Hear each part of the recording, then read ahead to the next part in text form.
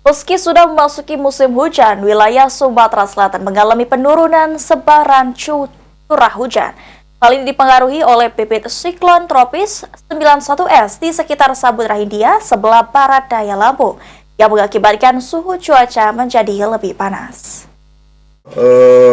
Masih terpantau adanya bibit siklon 91S ya, di mana Meski Sumatera Selatan sudah memasuki puncak musim hujan, namun berdasarkan kondisi atmosfer, Sumatera Selatan mengalami penurunan sebaran curah hujan yang dipengaruhi oleh adanya bibit siklon tropis 91S di sekitar Samudra Hindia sebelah barat daya Lampung, sehingga menyebabkan potensi pertumbuhan awan hujan di Sumatera Selatan mengalami penurunan.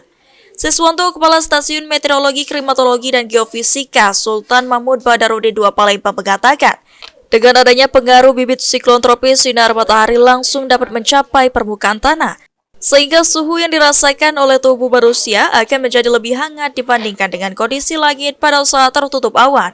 Kendati begitu, suhu udara maksimum selama 1 minggu terakhir masih dalam kondisi normal, yaitu berkisar antara 31 hingga 33 derajat Celcius. tertarik ke sini sehingga kami dapat sampaikan bahwa barangkali masyarakat pada siang hari menjelang sampai sore hari kita merasakan kondisi cuaca cukup gerah. Salah satunya adalah dipicu oleh adanya fenomena berupa munculnya bibit siklon 91 S yang berada di sebelah barat daya Lampung.